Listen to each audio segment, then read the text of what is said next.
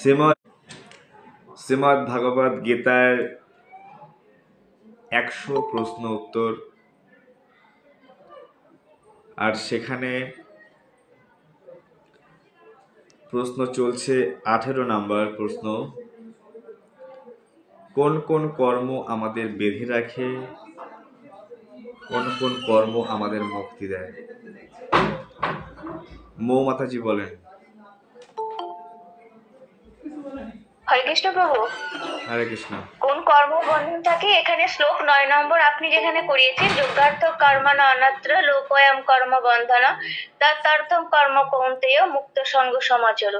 যদি আমরা বিষ্ণুর প্রীতিবিধান করার জন্য, কৃষ্ণ সেবায় যদি আমরা যে কোনো কর্ম করি, তাহলে সেই কর্ম হচ্ছে আমাদের সঠিক কর্ম। আর নিজের ইন্দ্রিয় তৃপ্তি বাসনা চরিতার্থ করার জন্য আমরা যে কর্ম করব, সেই কর্ম হচ্ছে জড়জগতিক বন্ধনের কারণ। নিজ ইন্দ্রিয় প্রীতিবাঞ্ছা তাকে বলে প্রেম, কৃষ্ণ ইন্দ্রিয় প্রীতিবাঞ্ছা তাকে বলে প্রেম, আর নিজ ইন্দ্রিয় প্রীতিবাঞ্ছা তাকে বলে কাম। তো আমরা যদি নিজেদের কর্মকে কৃষ্ণ সেবায় নিয়োজিত করতে পারি, তাহলে সেই কর্ম আমরা এই জড়জগৎ থেকে বন্ধন হতে পারবো। হরি বল প্রভু। হরি বল। আচ্ছা, বৃথিকা মাতাজি বলো। যারা জানেন না শুনে নেন, ধ্যান দিয়ে শুনবেন। হরে কৃষ্ণ প্রভু। আমাদের প্রশ্ন ছিল, হ্যাঁ, আমাদের প্রশ্ন ছিল কোন কর্ম আমাদের বেঁধে রাখে আর কোন কর্ম আমাদের মুক্তি দেয়, বলো। বলছি, তৃতীয় অধ্যায়ের 9 নম্বর শ্লোক, যজ্ঞার্থাৎ কর্মণ অন্যত্র লোক অয়ম কর্ম বন্ধন তদর্থম কর্ম কৌন্তেয় মুক্ত সঙ্গ সমাচার। এখানে ভগবান সুন্দরভাবে বলে দিচ্ছে যে কোনটা বন্ধনের আর কোনটা মুক্ত হওয়া যায় কোন কর্মের দ্বারা। তো আমাদের এই জড় শরীরের কিছু ধর্ম আছে, আমাদের অনেক রকমের কর্ম করতে হয় জীবন ধারণের জন্য, কিন্তু ভগবান এখানে বলে দিয়েছে গীতাতে সুন্দরভাবে কোনটা মুক্তির আর কোনটা আমরা আবদ্ধ থাকবো, এই জড় জগৎ থেকে আমরা মুক্তি পাবো না। তো এখানে সুন্দর করে বলা হয়েছে যে ইন্দ্রিয়ের প্রীতি বাঞ্ছা যেটা করার কর্ম, ভগবানের উদ্দেশ্যে বিষ্ণুর সেবা করাই হচ্ছে আসল কর্ম, যেটার মাধ্যম দিয়ে একমাত্র আমরা মুক্তি পেতে পারি, যেখানে ভগবানকে বলা হয় মুকুন্দ। আর এছাড়া জড় জগতে আমরা যতই কর্ম করি না কেন, অনেকে অনেক রকমের কর্ম করে, সমাজ সেবা থেকে শুরু করে আরো অনেক রকমের, কিন্তু সমস্ত কর্মের পাপ আর পুণ্যের একটা দিক আছে। কিন্তু যেটা পুণ্য কর্ম করবো আমরা, সেটা কিছুটা কাল আমরা স্থায়ী থাকবো স্বর্গে অথবা কোনো গ্রহ উচ্চ গ্রহ লোকে থাকবো, কিন্তু পুণ্য কর্মটা শেষ হয়ে গেলে আমাদেরকে আবার ফিরে আসতে হবে। কিন্তু ভগবান বিষ্ণুর উদ্দেশ্যে যদি আমরা কর্ম করি, যে ভগবান মুকুন্দ, একমাত্র মুক্তি পাওয়া যাবে সেই কর্মের মাধ্যম দিয়ে। আর শুধু কর্মফলের বন্ধন থেকে আমরা মুক্ত হব না, যদি ভগবান শ্রীকৃষ্ণের সেবা করি, আমরা ভগবানের যে প্রেম ভক্তির যে স্তর, সেই স্তরে আমরা অনেক উন্নত হতে পারবো, এবং যার মাধ্যমে আমরা ভগবানের যে পরম ধাম, সেই পরম ধামে পৌঁছাতে পারবো। হরে কৃষ্ণ প্রভু। হরে কৃষ্ণ। অর্থাৎ ভগবানকে সন্তুষ্ট করার জন্য যে কর্ম করা হয়, সেই কর্মের মাধ্যমেই আমরা মুক্তি লাভ করব। আর নিজেকে খুশি করার জন্য যে কর্ম করব, সেই কর্মের কারণে আমরা এই জগতে চিরতরে বন্ধনগ্রস্ত থাকব। বন্ধন মানে কি হাত পা বাঁধা? না, বন্ধন মানে হচ্ছে এই জগৎ থেকে ছুটি পাবো না, এই জেল থেকে ছুটি পাবো না। এই জড় জগৎ একটা জেল, যে জেলের মধ্যে, যেমন দেখবেন জেলের মধ্যে নিয়ে গিয়ে জেলের কয়েদিকে, তাকে ওখানে পরিশ্রম করতে হয়, একটা কারাগারে আবদ্ধ রাখে, হ্যাঁ, সে অনেক কিছু চায়, কিন্তু সমস্ত সব কিছু তার সুবিধা দেওয়া হয় না। ঠিক তেমনি আমরা এই জগতে তো অনেক কিছু চাই আমরা, কিন্তু মনোপ্লুত হচ্ছে কি? স্যাটিসফ্যাকশন নেই। এই জড়জগতে পদম পদম যৎ বিপদম, একটার পর একটা বিপদ, এটা দুঃখালয়। এই দুঃখালয় থেকে বেরিয়ে আসতে হলে কি করতে হবে? যজ্ঞার্থাৎ কর্মণ, ভগবান বিষ্ণুর জন্য কর্ম করতে, বিষ্ণুকে সন্তুষ্ট করতে হবে। চারি বর্ণাশ্রম যদি কৃষ্ণ নাহি ভজে, সরৌরব পরিয়াসে নরকে মজে। সমস্ত বর্ণ এবং আশ্রমের উদ্দেশ্য হচ্ছে কৃষ্ণকে প্রসন্ন করা। আমার কর্মের দ্বারা, আমার পরিশ্রমের দ্বারা কি কৃষ্ণ খুশি হচ্ছে? আমি ব্রহ্মচর্য ব্রত অবলম্বন করছি, কৃষ্ণ কি খুশি হচ্ছে? যদি খুশি হয় তাহলে আমার ধর্ম হচ্ছে। আমি গৃহস্থ, আমরা বিশেষ করে গৃহস্থরা বলি আমি গৃহস্থ ধর্ম করছি, কৃষ্ণকে খুশি হচ্ছে আমার দ্বারা? কৃষ্ণকে দিই লোকন দানা, আমার বেলায় বড় প্লেট সাজায়। নিজেকে বিচার করতে হবে কৃষ্ণ খুশি হচ্ছে কিনা। যদি আমার দ্বারাই কৃষ্ণ খুশি হয় তো আমার গৃহস্থ ধর্ম ঠিক আছে।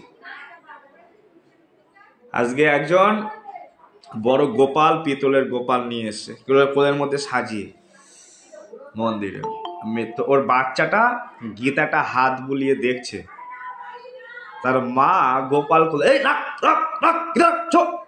আমি বলছি আপনি এমন কেন করছেন সন্তানটাকে? ও কি মুসলিম যে জাত চলে যাবে গীতা ধরলে? না না না না।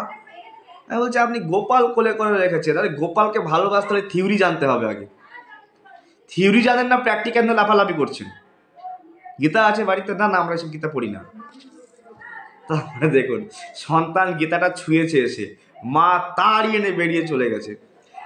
আর একজনের মা এরকম, মেয়ে গীতাটা দেখছে, মা বলছে আর চল চল চল চল গীতা পড়তে পারে চল, হাত ধরে টেনে চলে যাচ্ছে। কি হবে?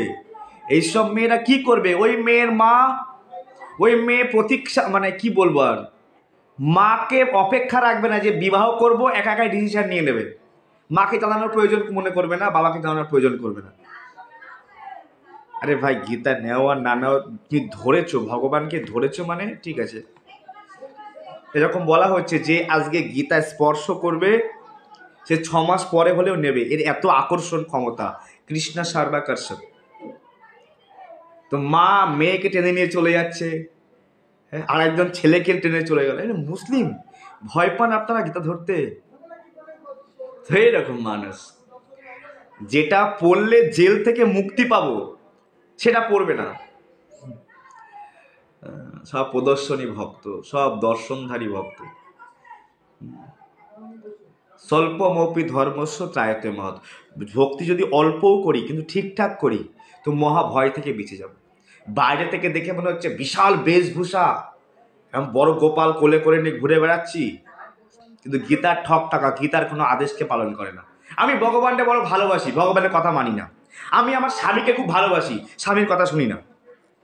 যদি আমার বউ বলে আমার মূর্তি নিয়ে ঘুরে বেড়ায়, আমি আমার জয় বজেশ্বর প্রভুকে খুব ভালোবাসি। হ্যাঁ, আমি যদি যে কথা বলি যদি আমার বউ না শুনে, তাহলে আমার তুমি কেমন ভালোবাসো? আমার মূর্তি কোলে করে নিয়ে ঘুরে বেড়াচ্ছ কিন্তু আমার কথা শোনো না। হ্যাঁ, যদি আপনাকে কেউ ভালোবাসে তাহলে ভাবতে হবে আপনার কথার দাম দিচ্ছে সে।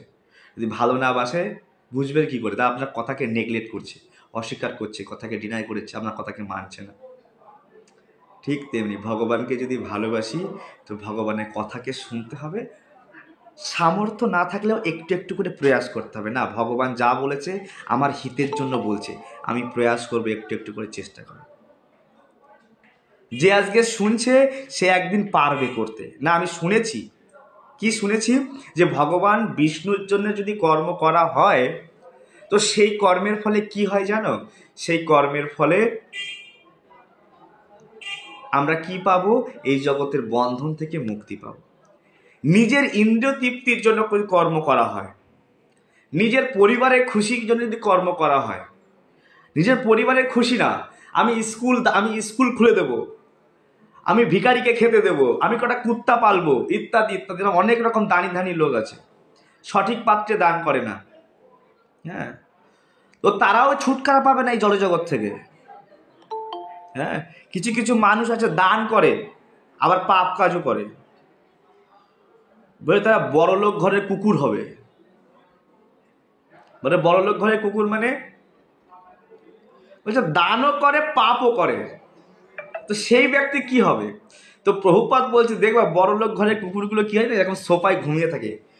শীতের মধ্যে রাস্তার কুকুরগুলো যেখানে সেখানে শুয়ে আছে, সোফায় শুয়ে তাকিয়ে ওর গায়ে আবার গদি দিয়ে দেয়, আবার মার্সিডিজ দামি গাড়ি চড়ে, আবার খাওয়ার সময় প্লেট, আবার ওর যে মালিক আবার সকালে পটি করাতে নিয়ে যায় খুব সুন্দর জায়গায় যেখানে সেখানে পটি না করে, আবার হাতে প্লাস্টিক নেয়। যদি দেখা যায় ঘরের মধ্যে পটি করবে তা হাতে প্লাস্টিক নিয়ে হাতের মধ্যে পটিটা নেয়। অর্থাৎ মালিকটাই হচ্ছে কুত্তা দাস কুকুরটাই মালিক ওই বাড়ি। এরকম ওরা দানও করে আবার পাপ কাজও করে, ওরা বড়লোক ঘরের কুকুর হবে। দান করতে হবে সঠিক জায়গায়, যে দানটা ভগবানের কাছে লাগবে, গুরু বৈষ্ণবের সেবায় লাগবে। কিছুক্ষণ আগে পুরুষোত্তম মহারাজ বলছিলেন রামচন্দ্রের সেবায় অনেক বানর সেবা করেছিল, সেতু বন্ধন করেছিল, যাতে প্রভু রামচন্দ্র সীতার সঙ্গে মিলতে পারে, প্রভু রামচন্দ্র সীতার সঙ্গে মিলতে পারে।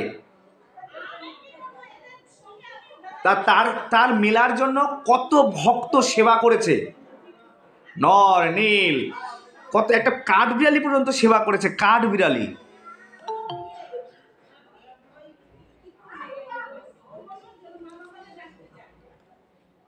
কাঠবিড়ালি দেখছে সবাই সেবা করছে প্রভু রামের, আমি কেন বঞ্চিত থাকব? তো ও কি করে, গায়ের মধ্যে গিয়ে ধুলো জড়ায়, একটুখানি কাঠবিড়ালি তো, ধুলো জড়িয়ে জড়িয়ে ও এসে ওই পুলে চলে আসে, পাথর দিয়ে দিয়ে এসে আর ঝাড়ি মারে। তো হনুমানটা এরকম বড় বড় পাথর ফেলছে, বড় বড় পাথর। বলছে কাঠবিড়ালি ভাই, তুমি কেন এত ডিস্টার্ব করছো, তুমি কেন এত ডিস্টার্ব করছো? তুমি যদি আমাদের পায়ের তলায় পড়ো চাটনি হয়ে যাবা, আর তোমাকে দেখে দেখে আমাদের ডিস্টার্ব হচ্ছে, বারবার দেখে দেখে পা ফেলতে হচ্ছে। বলছে দেখো, তোমরাও সেবা করছো প্রভু রামচন্দ্রকে, তোমাদের বড় শরীর আর আমার ছোট শরীর, নগণ্য, আমিও সেবা করব। তো বলছে দেখো কাঠবিড়ালি ভাই, তোমার নামে একটা বড় পাথর ফেলে দিচ্ছি, আমি তোমার সেবা করতে হবে না, তুমি চুপচাপ বসে থাকো, দেখো। বলছে না, আমিও সেবা করব। তো হনুমান গিয়ে প্রভু রামচন্দ্রের সঙ্গে নালিশ দিয়েছে যে প্রভু, এই কাঠবিড়ালি বারবার ডিস্টার্ব করছে, পায়ের তলায় পড়ছে। বলছে কোথায় কাঠবিড়ালি? বলছে কাঠবিড়ালি কি ব্যাপার, তুমি ওখানে এত ডিস্টার্ব করছো? বলছে প্রভু, আপনার সেবায় সবাই আপনার সেবা করার সুযোগ পাচ্ছে, আমি তুচ্ছ নগণ্য জীব। এই যে এই এই এই এই এই সমস্ত প্রভুরা যে বড় বড় পাথর ফেলছে না প্রভু, তো পাথরের মাঝখানে যে ছোট ছোট ফাঁকা থাকে না, আমি কি করি, ওই সারা গায়ে ধুলো বালি মেখে ওই সিমেন্টের কাজটা আমি করে দিচ্ছি, ওই ছোটো ছোটো ফাঁকার মধ্যে আমি এরকম বুঝিয়ে দিচ্ছি, এরকম গিয়ে আমি ঝেড়ে ঝুড়ে গিয়ে ওই ছোটো ছোটো বালি নুড়ি ফেলে দিচ্ছি। তো রামচন্দ্র ভগবান খুশি হয়ে গেছে যে বাহ, কি সুন্দর ভাব। কাঠবিড়ালিকে হাতের মধ্যে করে নিয়ে এরকম একটা পিঠের মধ্যে আমরা এরকম হাতে বলতে ভাই সাবাস বেটা সাবাস। দেখবে আজও কাঠবিড়ালির গায়ে এরকম একটা দাগ আছে, দুটো আঙুলের, ভগবান আদর করেছিল কাঠবিড়ালিকে।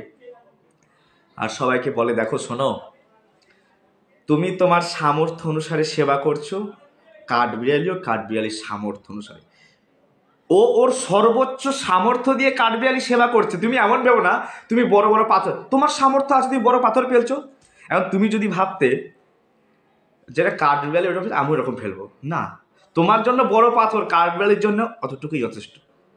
যেমন ধনী ব্যক্তি, হরে কৃষ্ণ, মিউট করে দেন সঞ্জয় প্রভু, সঞ্জয় প্রভু একটু মিউট করে দেন।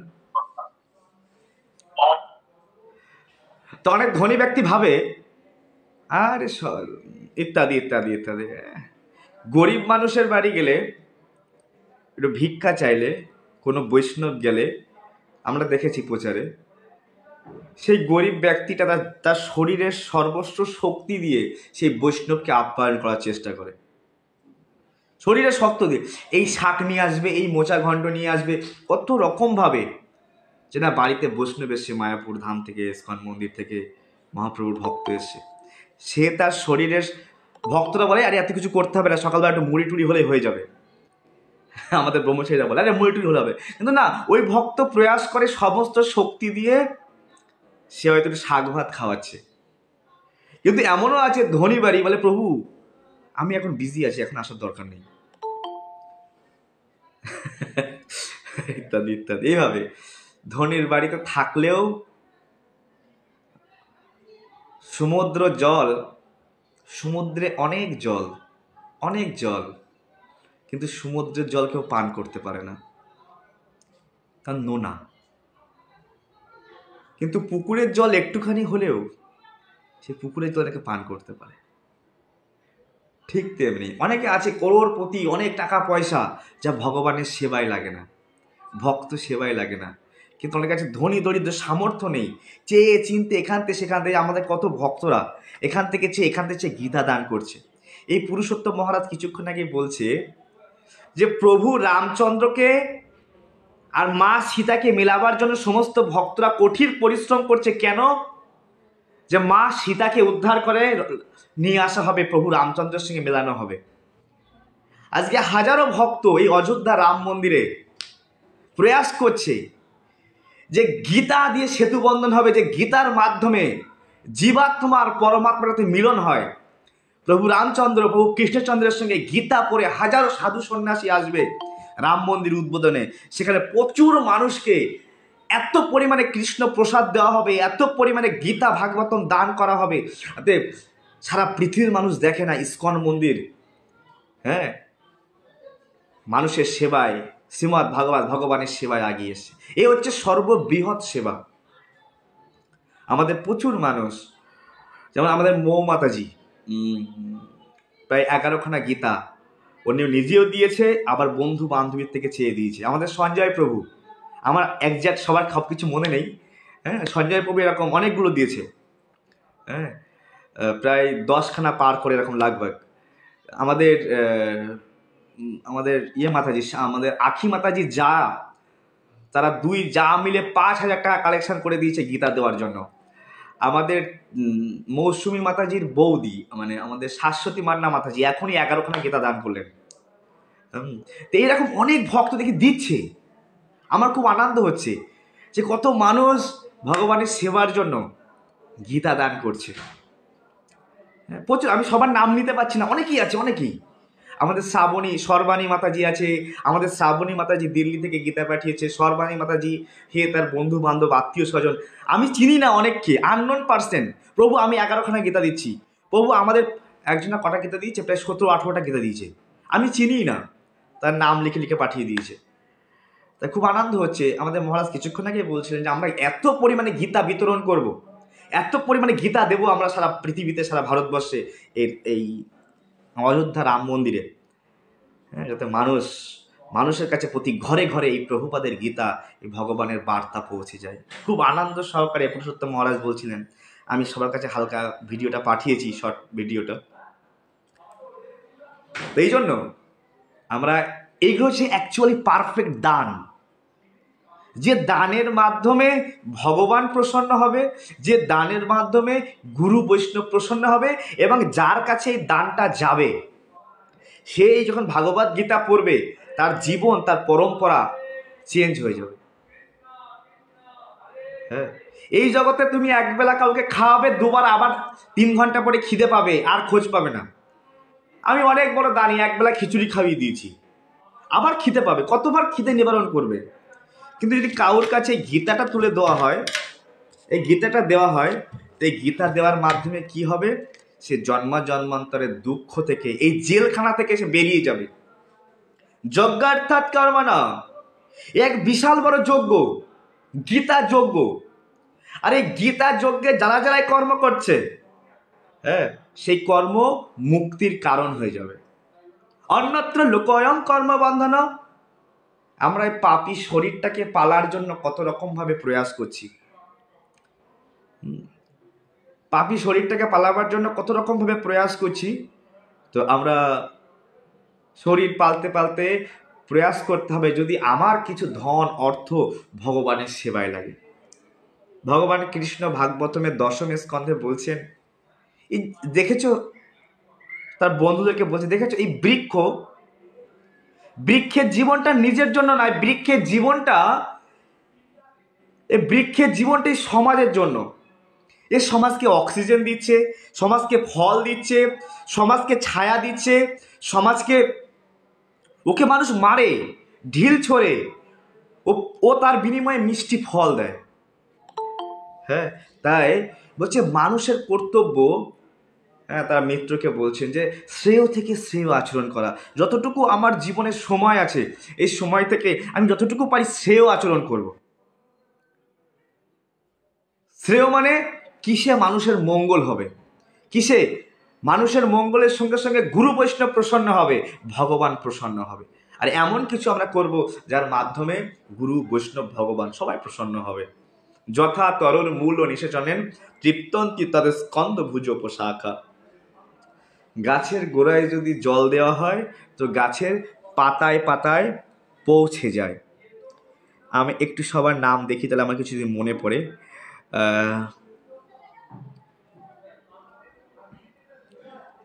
আমাদের দেবলীনা মাতাজি অফিসে এরকম 15খানা গীতা বিতরণ করবে। উনি আমাদের মৌসুমী আদক, ওনাকেও 10টা গীতা পাঠিয়েছি, উনিও গীতা বিতরণ করবে। যাই হোক, খুব ভালো উদ্যোগ সকলের মধ্যে। আর আমাদের কল্পনা মাতাজি, মৃগাঙ্কার মা, হ্যাঁ ও মৃগাঙ্কার মাতাজি, মাতাজি টাকা পাঠিয়েছে গীতা দান করবার জন্য, একটা অ্যামাউন্ট পাঠিয়েছে 4-5টা গীতা ওনার সন্তানের জন্য পাঠিয়েছে। আমার ছেলে আবার ফোন করেছে, প্রভু আমি আবার গীতা দিতে চাই। আমি বললাম বাড়িতে যেন অশান্তি না হয়, তোমরা দিয়েছো তো? বলে না প্রভু আমার বাবার জন্য দেবো। আমার খুব আনন্দ লাগছিল, না খুব ভালো। এই জন্য যার যেমন সামর্থ্য আছে প্রয়াস করবেন। গীতা যজ্ঞ হচ্ছে, গীতা জয়ন্তীর মাস, যদি কারোর প্রেশার কিছু নেই, ভালোবেসে বন্ধু বান্ধব আত্মীয় স্বজন গীতা দান করতে পারে। আমি অনেককে চিনি না, আমি একটু স্ক্রিন শেয়ার করি, হ্যাঁ আপনাদেরকে কেউ চলে যাবেন না, আমি দেখি একটু কার কার নাম পড়া যায়। অনেকে গীতা দিয়েছে। আজকে প্রায় 40টা মতো গীতা আমি লোড করেছি আমাদের কম্পিউটারে। আর তারপরেও দেখি দুপুর থেকে অনেকেই দিয়েছে। একটুখানি আমি শেয়ার করবো আপনাদের সঙ্গে, তাহলে কি মানুষ উৎসাহ পাবে সবাই। কন্টিনিউ আসতেই আছে, গীতা দিচ্ছে দেখছি মানুষ। একটুখানি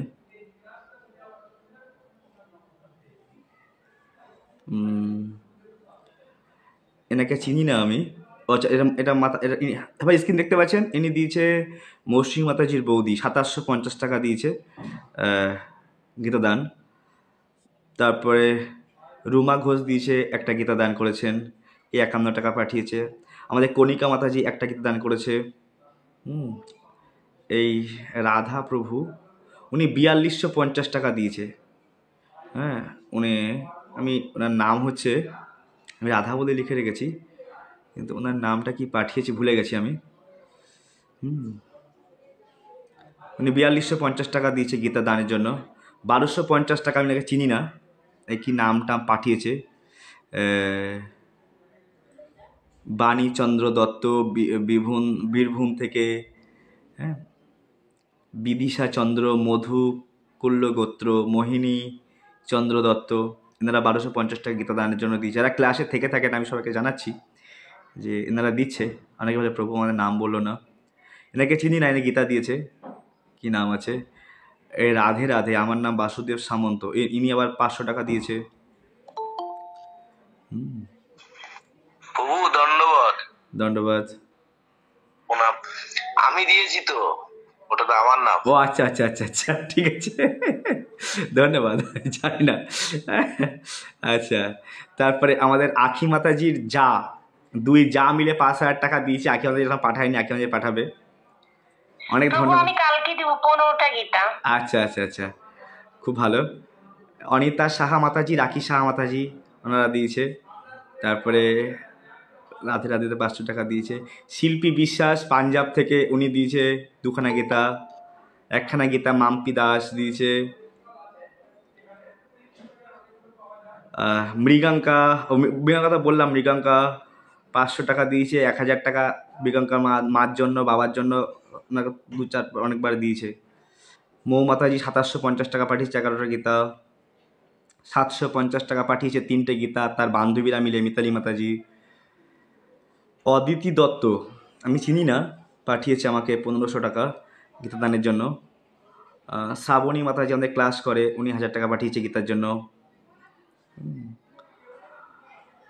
এরকম অনেকেই আছে। আজকে আমি অনেক লোড করেছি, আজকে প্রায় 40টা মতো গীতা লোড করেছি আমি, সবাই দিয়েছে। তো সকলকে ধন্যবাদ, যে আমি এত ভাবতে পারিনি যে এত মানুষ গীতার জন্য দেবে। তো আমার ভালো লাগছে যে অনেকেই গীতা দানে দিয়েছেন। অনেককে আপনার সবাইকেই ধন্যবাদ। অনেক যারা আপনারা ভগবানের সেবায়, ভগবানের গীতা প্রচারে দিয়েছেন, এতে আমরা বেশি মানুষকে গীতা পৌঁছাতে পারবো সবার ঘরে। আমাদের একটাই উদ্দেশ্য, প্রভুপাদের একটাই উদ্দেশ্য, যাতে ম্যাক্সিমাম থেকে ম্যাক্সিমাম মানুষের কাছে এই শ্রীমদ্ ভাগবত গীতা পৌঁছায়। আর এটাই এমন একটা জিনিস, মানুষ কেউ গীতা কিনে পড়ে না। আমরা রোজ প্রয়াস করছি একটা গীতা ফ্রি দেওয়ার জন্য, তার সঙ্গে কিছু বই দেওয়ার জন্য, তাও মানুষ নিতে চায় না। রোজ আমরা দেখছি প্র্যাকটিক্যালে, ভগবান গীতার মধ্যে বলেছেন, প্র্যাকটিক্যাল বলেছেন ভগবান, যে 1000 মানুষের মধ্যে একজন গীতা পড়বে। মনুষ্যনাম সহস্রেষু কশ্চিৎ যততি সিদ্ধ হয়। 1000 ব্যক্তির মধ্যে একজন গীতা পড়বে, তার মানে কত কঠিন। আবার 1000 মানুষ তো গীতা বাড়ি কিনে নিয়ে যাবে, আবার সবাই পড়বে না, ওই ঠাকুর ঘরে লাল কাপড় দিয়ে মুড়িয়ে রেখে দেবে, পুজো পাঠ করে পড়বে না, ও জানেই না গীতার কি খবর। আবার ওই রকম ব্যক্তির মধ্যে একজন গীতা খুলে পড়বে 1000 ব্যক্তির মধ্যে, যে 1000 লোক বাড়ি গীতা কিনে নিয়ে যাবে আর বাড়িকে ঘুম দিয়ে রেখে দেবে, পড়বেই না। আমি একজনকে ফোন করে বলছি, মাতাজি গীতাটা পড়ছেন, আপনারা গীতা নিয়ে গেছেন? আমার কাছে ফোন নাম্বার লিস্ট থাকে, তা আমরা খোঁজ খবর নিই।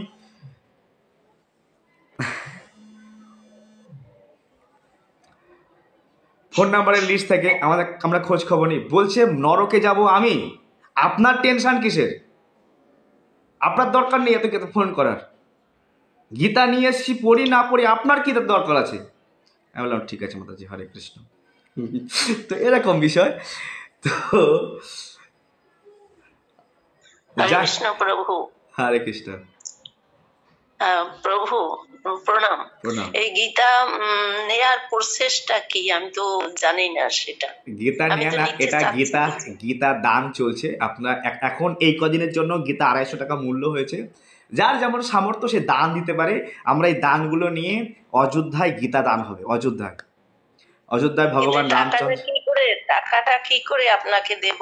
আমরা ওই ইসকনের অ্যাকাউন্ট নাম্বার পাঠাচ্ছি একটা সবাইকে, আমাদের গ্রুপে যারা আছে, ওই অ্যাকাউন্ট নাম্বারে আপনারা, আমি স্ক্যানার পাঠালে ওখানে পাঠাতে পারবেন আপনারা, বুঝা গেল? আচ্ছা, হ্যাঁ, আমি তো প্রসেসটা বুঝতে পারছি না, সেই জন্য জিজ্ঞেস। আপনি আমাকে একটা হোয়াটসঅ্যাপে হরে কৃষ্ণ লিখে পাঠিয়ে রাখবেন যে আমি গীতা দান করতে চাই, তারপরে আমি বাদ বাকি সব ইয়ে করে রেখে দেবো, পাঠিয়ে দেবো, অসুবিধা নেই। টাকাটা কিভাবে দেব?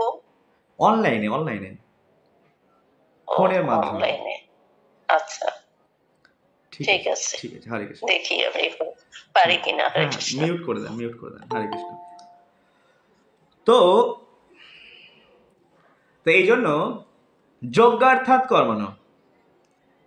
হ্যাঁ, যজ্ঞ মানে কি? যজ্ঞ মানে হচ্ছে ভগবানকে খুশি করার জন্য যে কর্মটা করা হয় তার নামই যজ্ঞ। কৃষ্ণকে খুশি করা বা বিষ্ণুকে খুশি করা, ওকে কৃষ্ণকে সন্তুষ্ট করবার জন্য আপনি যে কোনো কাজ করছেন তো ওটা আপনার যজ্ঞ। না, আমি এই কাজটা করছি, এই কাজটা করলে কৃষ্ণ খুশি হবে, এই কাজটা করছি, কাজটা করলে ভগবান খুশি হবে। প্রভু, একদম ডিস্টার্ব করলাম আপনাকে। বলুন। নমস্কার প্রভু। হ্যাঁ, হরে কৃষ্ণ প্রভু, বলেন। প্রভু, আমি ওমান থেকে, মস্কোর থেকে, বুঝলেন, মস্কোর থেকে আপনারা প্রতিদিন ভাগবত শুনিয়ে। আচ্ছা, আমি এর আগেও আমি বলেছি। তো প্রভু, আপনার এই গীতাগুলো তো অযোধ্যায় দেবেন, তাই তো? হ্যাঁ, অযোধ্যা রাম মন্দির। তাহলে রাম মন্দিরে দেবেন। তাহলে আমি তো আপনাদের ওই পে যেটা পাঠিয়েছেন সেটা এভাবে তো আমি পয়সা পাঠাতে পারবো না। যদি অ্যাকাউন্ট নাম্বার দিতেন তাহলে আমি পাঠাতে পারতাম। আপনি ওখানে লিখে পাঠান, আমি ওমান থেকে করছি। আমাদের একটা বিদেশের অ্যাকাউন্ট থেকে টাকা আসে, ওটা আমি পাঠাবো আমাদের মন্দিরে। হ্যাঁ, কোনো অসুবিধা। তাহলে আপনি একটু তো পাঠাবেন, আমি এখান থেকে পাঠিয়ে দেবো, নাহলে আমি ব্যাংকে গিয়ে পাঠিয়ে দিতে পারবো। ঠিক আছে। আমি কিন্তু এখানে সবাইকে চিনি না, আপনি হয়তো বললেন, আমি কিন্তু ভুলে যাব। আমি অনেককেই চিনি না আমার ক্লাসের মধ্যে, 2-1 মুখ চেনা, আর আমি গিয়ে ফোন নাম্বার খুঁজে পাই না। হয়তো তার দরকার, একটু কথা বলবো, কিন্তু খুঁজে পাই না। এই জন্য আপনি হরে কৃষ্ণ লিখে, আমি ওমান থেকে বলছি, লিখে রাখবেন আমার হোয়াটসঅ্যাপে গিয়ে। ফোন নাম্বার যদি জেনে থাকেন তো আমার ফোন নাম্বারে হরে কৃষ্ণ লিখে হোয়াটসঅ্যাপে আপনার সাথে, হ্যাঁ, আপনাকে ফোন করবো কি আমি? হ্যাঁ, ফোন করতে পারেন, কোনো অসুবিধা নেই। সেখানে কানেকশন রাখলে কোনো অসুবিধা। আচ্ছা, তাহলে ক্লাসটা শেষ হোক, তারপরে আপনাকে ফোন করে নেব, ওই নাম্বার আমাকে পাঠিয়ে দেবেন। ঠিক আছে। ওকে, ডিস্টার্ব করলাম না, ঠিক আছে। হরে কৃষ্ণ, চরণে প্রণাম। তো যাই হোক, আমরা যে কথা বলছিলাম, সকলকে ধন্যবাদ গীতা দান করবার জন্য। সবাইকে নিমন্ত্রণ রইল 23 তারিখে। ভগবান কৃষ্ণ অর্জুনকে গীতা দান করেছিল, মায়াপুরে গীতা যজ্ঞ হচ্ছে, গীতা যজ্ঞ হবে। আর প্রচুর মাত্রায় প্রচুর ভক্ত আসবে, আপনারাও এই যুক্ত হতে পারেন, এই গীতা যজ্ঞে অংশগ্রহণ করতে পারেন। গীতা পাঠ হয় এবং ইদানিং 7 দিন ধরে গীতা পাঠ হচ্ছে। আমাদের মহারাজ গীতা বলছে, অনলাইনে আপনারা দেখতে পারেন, ইউটিউবে মায়াপুর লাইভ টিভিতে আপনারা গীতার পাঠ শুনতে পারবেন। হ্যাঁ, এটা সুযোগ আছে।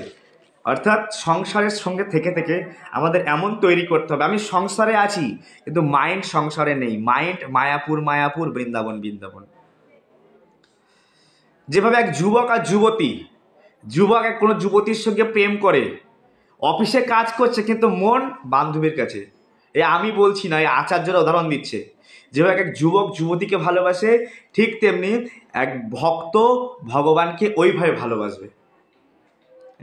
আমরা সংসারে থাকবো কিন্তু মন বৃন্দাবন বৃন্দাবন, মায়াপুর মায়াপুর, কৃষ্ণ কৃষ্ণ কৃষ্ণ ভজন নিয়ে। তাহলে আমার ভক্তি হচ্ছে। বোঝা গেল? ঠিক আছে, আপনারা অনেকে হাত তুলেছিলেন, আমি তার পরের কোশ্চেন বলি। ভগবানকে খাদ্যদ্রব্য নিবেদন করে আর নিবেদন না করে ভোজন করার মধ্যে পার্থক্য কি? যারা বলবেন হাত তুলবেন। ভগবানকে ভোজন মানে খাদ্যদ্রব্য কেউ নিবেদন করছে, আবার কেউ নিবেদন করছে না, এর মধ্যে পার্থক্যটা কি আছে? দেবলীনা মাতাজি বলুন। প্রভু, আমার একটু জ্বর, আমি শুয়ে আছি। হরে কৃষ্ণ প্রভু, আচ্ছা, প্রণাম নেবেন। শোনো। আমি ক্ষমা চেয়ে নিচ্ছি, আমি আজকে ভিডিও অন করতে পারছি না, আমি শুয়ে আছি। আচ্ছা আচ্ছা আমি বলছি যতটুকু পারছি। আচ্ছা আচ্ছা আম, এটা হচ্ছে বোধহয় 3য় অধ্যায়ের 13 নম্বর শ্লোক। আচ্ছা আচ্ছা বলুন। যোগ্য শিষ্টা শিন সন্ত মুচ্যন্তে সর্ব কিল বিষয়ী ভুঞ্জতে তে তঘং পাপা যে পচন্তি আত্মকারুণাৎ।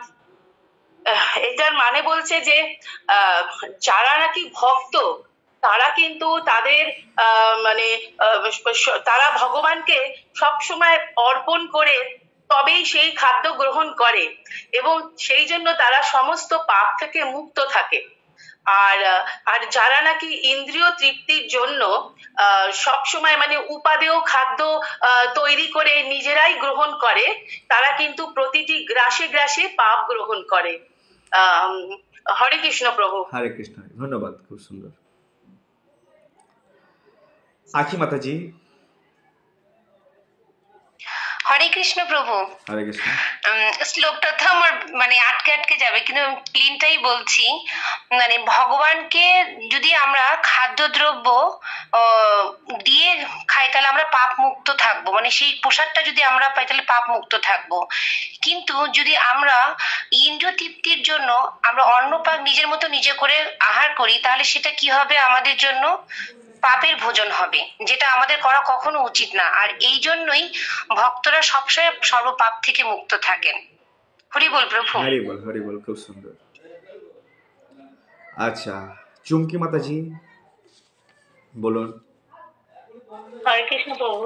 হরে কৃষ্ণ। যে ভগবানকে নিবেদন করে আহার করার ফলে ভক্তরা পাপ মুক্ত হয়, কিন্তু যে সমস্ত স্বার্থপর মানুষ নিজের ইন্দ্রিয় তৃপ্তির জন্য অন্ন পাক করে বা রন্ধন করে নিয়ে ভগবানকে নিবেদন না করে নিজে ভোজন করে, সে শুধুমাত্র পাপই ভোজন করে।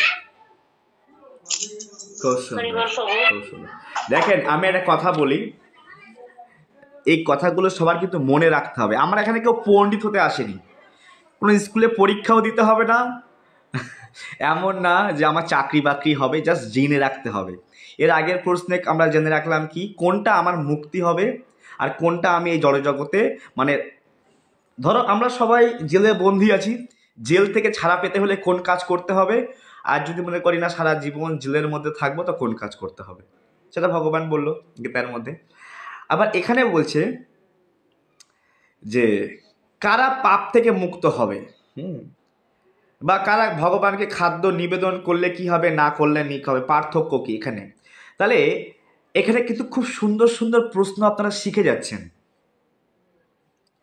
অর্থাৎ যে শিক্ষা হয়তো অনেক বড় বড় ভক্তরাও হয়তো ঠিকঠাক জানে না, তথাকথিত ভক্ত বেশধারী, তারাও মনে হয় জানে না কেন ভগবানকে খাবার দেব, বা এটা গীতার কোথায় লেখা আছে। অনেকে বলে না, এই তোমরা যে বলছো এত তোমরা ছোঁয়াছে, তোমরা এত ভোগ খাবে ভোগ খাবে, আরে কি ভগবান বলেছে নাকি? ভগবান বলেছে নাকি? তখন তোমরা এগুলো দেখাতে পারবে। দেখো ভগবদ গীতার 3য় অধ্যায়ে 13 নম্বর শ্লোকে কি বলছে, যজ্ঞাশিষ্ট সিনাসন্ত মুচ্যন্তে সর্বকিল বিষয় ভুঞ্জতে তে ততঘং পাপাজ পচন্তাত্মকারণাৎ। আচ্ছা আমি বলছি না, মালতী মাতাজি। প্রভু আরেকবার বলুন না, একটু প্রভু আরেকবার বলুন না। আর বলবো না। মালতী মাতাজি, মালতী মাতাজি হাত তুলেছেন, কিছু বলবেন? আচ্ছা প্রভু, হরে কৃষ্ণ। বলুন।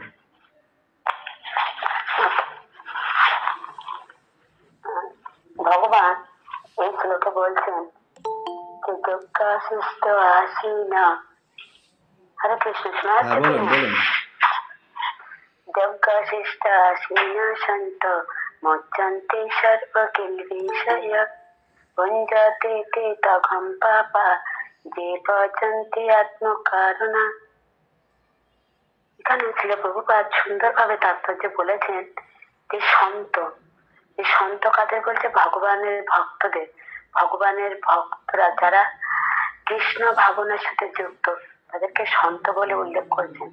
আর এই সন্তগণ সমস্ত পাপ থেকে মুক্ত হন। কেন? তারা যজ্ঞাবশিষ্ট অন্ন। যজ্ঞাবশিষ্ট অন্ন কি? যে ভগবানকে অর্পণ করে সমস্ত দ্রব্য যা কিছু তারা গ্রহণ করে সবকিছুই ভগবানকে অর্পণ করেই তারা বা নিবেদন করেই গ্রহণ করে। আর যে মানুষ বা যে ব্যক্তি যারা এটা করে না তাদেরকে শাস্ত্রে চোর বলা হয়েছে, এবং বলা হয়েছে যা কিছু তারা ভগবানকে কোনো কিছু নিবেদন না করে যা কিছু গ্রহণ করা হয় সেটা প্রতি গ্রাসে গ্রাসে পাপ ভোজন করা হয়। তাহলে একাধারে একজন চোর আবার পাপীও, সে কখনোই এই জড় জগতে সুখী হতে পারে না। একদম খুব সুন্দর। কে সুখী হবে? তাহলে আমাদের কি করা উচিত সুখী হওয়ার জন্য? কৃষ্ণ ভাবনায় ভাবিত হয়ে যে যে সংকীর্তন যোগ্য ভগবানের জন্য যা কিছু অনুষ্ঠান করা হয় না কেন, যে কর্ম করা হয় না কেন সেটাকে যোগ্য বলা হয়। আমরা আগের শ্লোকটাকে দেখেছি। এবার এই সংকীর্তন যোগ্য এই শিক্ষাটা আমাদের গ্রহণ করতে হবে, তাহলে আমরা প্রকৃত সুখী হতে পারবো, নইলে কোনোভাবেই সেটা সম্ভব নয়। হরে কৃষ্ণ প্রভু। হরে কৃষ্ণ, খুব সুন্দর, ধন্যবাদ। তো আমি একটু বলি এবার, অনেকে হাত তুলছেন, আমি সবার সুযোগ দিচ্ছি না কারণ সময় কম, আমি আবার শেখাবো, সময় প্রায় শেষ বলতে বলতে। শুধুমাত্র ভগবানকে এখন অনেকে না কি বলে জানেন তো, আমরা নিরামিষ খাই, আমরা নিরামিষ খাই না। ভগবানকে কিন্তু নিরামিষ খাওয়ার কথা বলেছে একবারও? বলেনি। যজ্ঞাবিশিষ্ট অন্ন, ভগবান নিরামিষ আমিষের কথা এখানে বলেনি, ভগবানকে ভোগ লাগিয়ে খেতে হবে।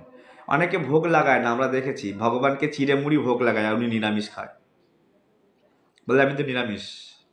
না, নিরামিষ যখন আমরা খাই, আমরা যে বেগুন খাচ্ছি, সিম খাই, চাল, ধানে কি বীজ দেওয়া হয় না? বেগুনে বীজ দেয় না? বেগুনে যে কত বীজ দেয় চাষিরা, তো মাথা খারাপ হয়ে যাবে। সিমে বীজ দেয় না? হ্যাঁ, চাল গম ডাল কি বীজ দেয় না? বীজ দিতে হয়। বীজ দিলে কি হয়? অনেক জীব হত্যা হয়, আর সমস্ত জীব হত্যা আমাদের ঘাড়ে এসে পড়ে। কারণ আমি খাচ্ছি, আমার জন্য বিষ দেওয়া হয়েছে, তাই নিরামিষ খাওয়াও পাপ। আর শুধু পাপ নয়, চোরও বটে। মাতাজি যে কথা বলল, ভগবান চোরও বলেছে। কেন চোর? কারণ এই ভূমি ভগবানের, এই সম্পদ সমস্ত সব, আমি এসেছি একা যাবো একা, সব কিছু ভগবানের। এখন ধরো আপনার বাড়িতে একজন কাজের লোক আছে, আর আপনার বাড়িতে কিছু ফলের গাছ আছে, বাগান আছে, আর সে টুকটাক কাজ করছে, কিছু কিচেন থেকে মশলাপাতিও নিয়ে চলে যায়, আবার কিছু ফল বাগানতে ফলও নিয়ে চলে যায়। তাকে আপনি কি বলবেন? চোর বলবেন কি না? না বলে নিচ্ছে, সে নিঃসন্দেহে চোর। ঠিক তেমনি এই জগতে যদি আমরা ভগবানকে না দেখাই, ভগবানের সম্পদ যদি ভগবানকে না দেখাই, তো আমরা চোর বটে। আর একজন চোর কোনো কিছুর বিনিময়ে সুখী হতে পারে না। চোরের জীবন কি সুখীর জীবন নাকি? সর্বদা উদ্বেগ, টেনশন, দুশ্চিন্তা, হতাশা, শোকাচ্ছন্ন, ক্ষুধা, তৃষ্ণা, বিভিন্নভাবে সে জর্জরিত। তাই আমাদের কি করতে হবে? চোর নয়, সাধু হতে হবে। এখানে প্রভুপাদ বলছে সন্ত সন্ত সদৈব হৃদয়েষু বিলোকয়ন্তি। এই সন্ত সর্বদা ভগবান শ্যামসুন্দর গোবিন্দকে হৃদয়কে দর্শন করতে পারেন। তো সন্ত তখনই হতে পারবো যখন সন্তের সাধুর মতো আচরণ হবে। তাই সাধুরা ভগবানকে দিয়ে খায়। এই জন্য আমাদের ভগবানকে দিয়ে খাওয়া প্র্যাকটিস করতে হয়। বাড়িতে যদি ছোট বাচ্চা থাকে, আমাদের ভগবত ভক্তের, আমাদের ইস্কনের বাচ্চাগুলোকে দেখেছি, কেউ যদি রসগোল্লা দেয় তাহলে মা আগে গোপালকে দাও, আগে মাধবকে দাও, খাবে না আগে? ওরা হাতে যাই দিয়ে দাও, ছোট মানুষ। চকলেট দিলেও, যদিও ইস্কনের বাচ্চা চকলেট খায় না, নিষেধ আছে, ক্যাফিন থাকে, যদিও দেওয়া হয় গোপালকে দাও, ভগবানকে দাও। ও ছোট হাতে ভালো ফল, জিলিপি হোক, রসগোল্লা হোক, ও দিলেই আগে ঠাকুর বাড়িতে চলে যায় বাচ্চারা। কারণ মা এরকমভাবে প্র্যাকটিস করায় যে ভগবানকে না দিয়ে খেলে পাপ লাগে। আমি একবার এক ভক্তের বাড়িতে গেছি, এরকম কি হাতে প্রসাদ দিয়েছি, প্রসাদ ভগবান বলছে নাকি ভগবানকে দাও, তারপরে না খেলে পাপ হবে। এই সংস্কার কোত্থেকে পাবে? পরিবার থেকে। যদি বাবা মাই না জানে তো সন্তান কোত্থেকে শিখবে? নাতি নাতনি কোত্থেকে শিখবে? সকালে উঠলে খাই খাই খাই খাই খাই খাই, উদর তৃপ্তি, সারা আধা দিন সে রোজ একই খাই খাই খাই খাই খাই। ভগবানের জন্য কিছু করছি না।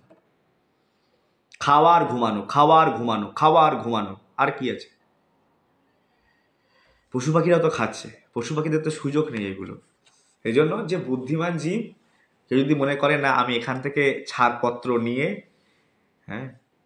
এই জেল থেকে বেরোবো, সে প্রয়াস করবে প্রসাদ পাওয়ার জন্য।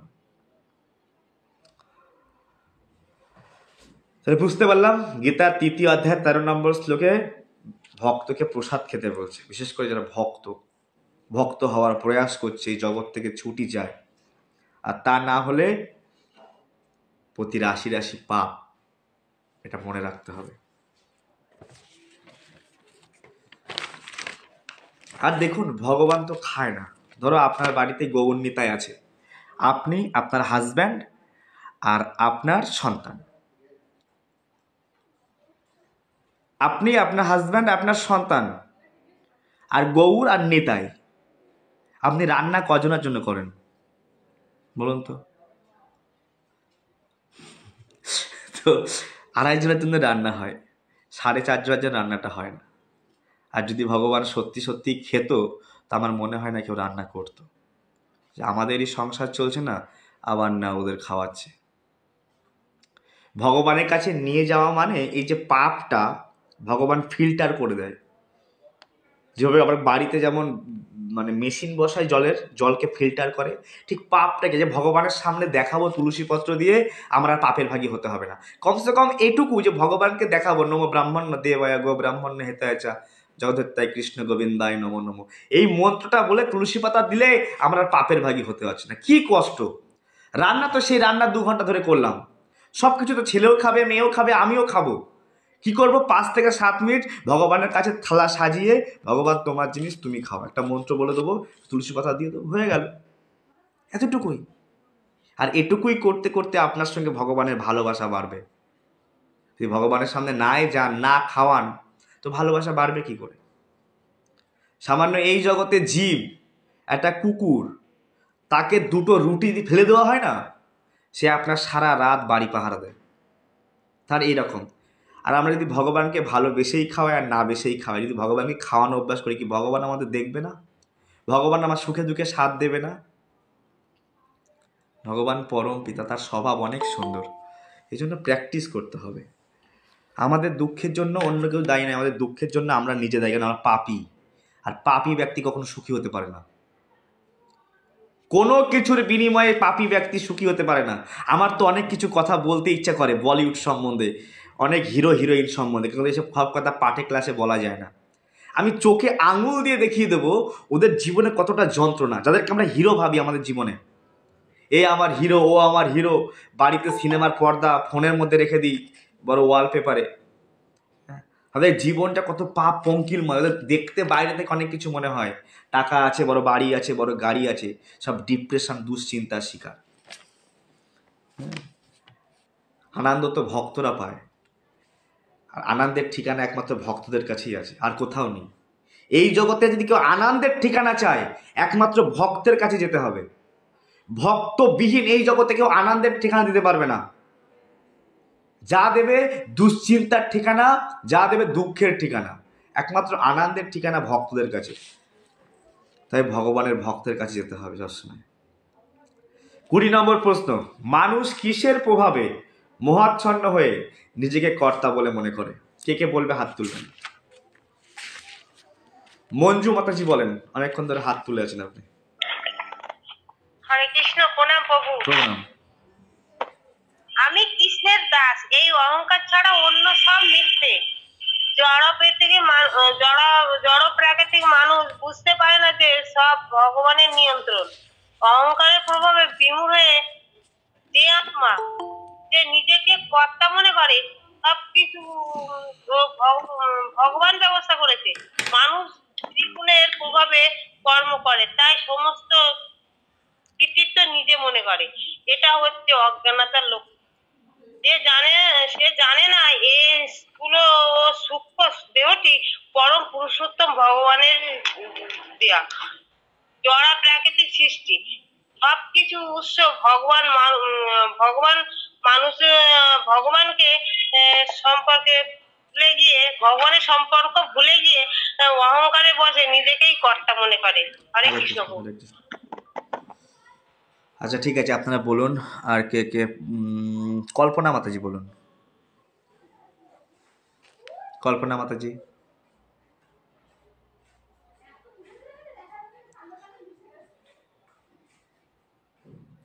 সুস্মিতা মণ্ডল বলুন।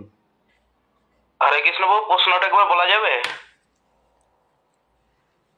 মানুষ নিজেকে কর্তা কেন মনে করে? সমস্ত কার্যে নিজেকে মালিক ভাবে কেন? যদি সহজ করে বলি, মানুষ কিসের প্রভাবে মোহাচ্ছন্ন হয় এবং কেন নিজেকে কর্তা বলে মনে করে? ও বলা যাবে? আপনি হাত তুলুন, আমি ধরবো পরে। হাত তুলে রাখুন, অনেকে হাত তুলে আছে, হাত তুলে রাখুন। সুস্মিতা মাতাজি বলুন। হরে কৃষ্ণ প্রভু। হরে কৃষ্ণ। প্রথমে শ্লোকটা বলছি। প্রকৃতে ক্রিয়ামানানি গুণ কর্মাণি সর্বশ অহংকার বিমূঢ় আত্মা কর্তা অহম ইতি মন্যতে। মানুষ অহংকারের বশে নিজেকে কর্তা বলে মনে করে।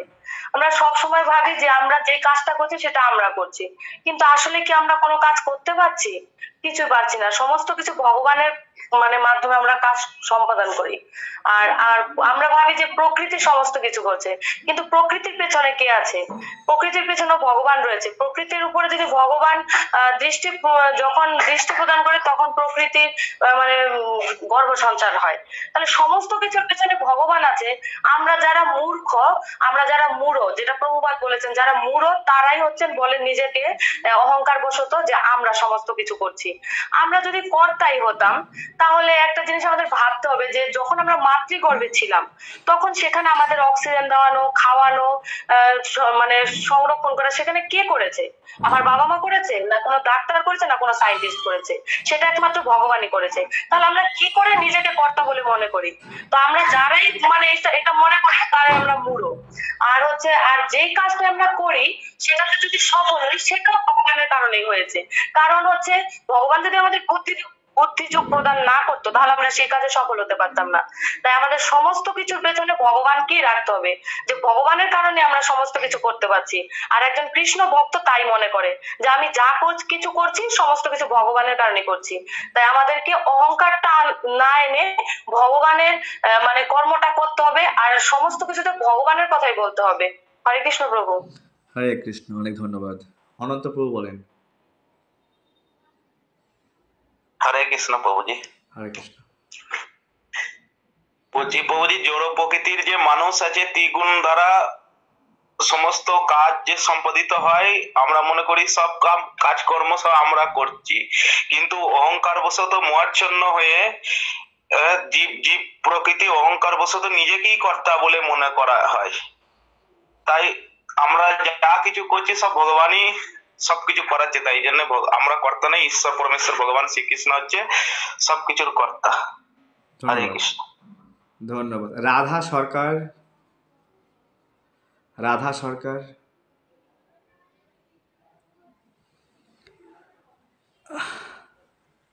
আখি সাহা। প্রভাগে শ্লোকটা বলছি। প্রকৃতি ক্রিয়া কর্মাণি গুণে কর্মাণু সর্বশ অহংকার বিমূঢ় আত্মা কর্তায়হম ইতি মানতে। প্রশ্নের উত্তর এটাই প্রভু। প্রকৃতে ক্রিয়া মানানি। মানানি, তার মানে আচ্ছা, আমার অ্যান্সার এটাই প্রভু যে আমরা অহংকারে এতটাই বশীভূত হয়ে থাকি, মায়ের মোহচ্ছন্ন হয়ে, যে আমরা প্রতিনিয়ত ভাবি কি আমি কর্তা, আমি যা করি আমার সব। ইন্দ্রিয় তৃপ্তির মধ্যে আমরা এতটাই বশীভূত হয়ে থাকি যে আমরা বুঝি না যে ভগবানই হচ্ছে আমাদের সব থেকে হচ্ছে বড়, তিনি ছাড়া আমরা কোনো কিছু করতে পারি না। ভগবানের যে কাজ, তিনি প্রতিনিয়ত আমাদের একই শিক্ষা দিতে যাচ্ছেন যে আমাদের কি করা উচিত। তো এই প্রশ্নের উত্তর প্রভু আমার কাছে সিম্পল ভাষা এটাই দাঁড়াচ্ছে, বেশি ব্যাখ্যা করব না, যে আমাদের একই মোহাচ্ছন্ন ভাবে আমরা মায়ার ইয়েতে এতটাই পড়ে থাকি ত্রিগুণাতীত, তার জন্য আজকে আমাদের এই অবস্থা হচ্ছে। হরি বল প্রভু। হরি বল। খুব সুন্দর। দেখো, একজন ভক্ত সে জানে। আচ্ছা, বৃথিকা হাত তুলে বসে আছে, কিছু শর্টে বলবে, হ্যাঁ, সংক্ষিপ্ত ভাবে বলো, সময় শেষ তো। হরে কৃষ্ণ প্রভু। হরে কৃষ্ণ। শ্লোকটা মুখস্থ করবো। আপনি এই যে শ্লোকগুলো সব পড়াচ্ছেন, আগে আমাদের মুখস্থ করিয়েছেন, সবাই বলছে, আমি আর বলছি না, আপনি শর্টে বলতে বলছেন। যেহেতু মানে কৃষ্ণ ভক্ত আর জড় জগতের আসক্তি বিষয়ী মানুষ, দুটোর মধ্যে এটাই পার্থক্য। কৃষ্ণ ভক্ত সবসময় ভগবানকে কেন্দ্রে রাখে, যে যা কিছু হচ্ছে ভগবানের ইচ্ছাতেই হচ্ছে। কিন্তু যারা জড় চেতনা সম্পন্ন মানুষ, বিষয়ী মানুষ, তাদের নিজেদের, ভগবান তো ক্ষুদ্র স্বাতন্ত্র দিয়ে রেখেছে, তাদের নিজস্ব একটু স্বাধীনতা দিয়ে রেখেছে। তারা যেটাই তাদের ইন্দ্র দিয়ে যে কর্মটাই করে, তারা ভাবে নিজেরাই করেছে। কিন্তু মানুষ ভুলে যায় যে এই জড় শরীর, সেটা নিয়ন্ত্রণ করছে প্রকৃতির মাধ্যমে যে সৃষ্টি, কিন্তু প্রকৃতি কার অধীনে আছে? পরমেশ্বর ভগবানের অধীনে আছে। আর এই মানুষের স্থূল শরীর, জড় শরীর, এই সূক্ষ্ম শরীর, এই সবকিছু ভগবানের ইচ্ছাতেই হয়, ইচ্ছাতেই তৈরি হয়েছে। তো এখানে মানুষকে ভাবতে হবে যে সে তার ইন্দ্রিয় দিয়ে ভগবানের সেবা করাটাই উচিত। যেখানে ভগবানকে বলা হয় ঋষিকেশ, তো মানে যে যেটা কাজ করে অহংকার বশত ভাবছে আমি নিজের শরীর দিয়ে কাজ করছি, নিজে করছি, অহংকার বশত নিজেকেই করতে হবে। আর এটা তো প্রভু সব জায়গায় দেখতে পাই, আমি করেছি, আমি জিনিসটা আগে আসি, আমি কর্তা, আমি সবকিছু করেছি। কিন্তু সবকিছু যে ভগবানের ইচ্ছাতেই হয়, সেইটাই মানুষ ভুলে যায়। হরে কৃষ্ণ প্রভু। হরে কৃষ্ণ। খুব সুন্দর। অর্থাৎ একজন ভক্ত জানে যে সমস্ত সব কিছুর কারণ, সর্বকারণ কারণম ভগবান শ্রীকৃষ্ণ।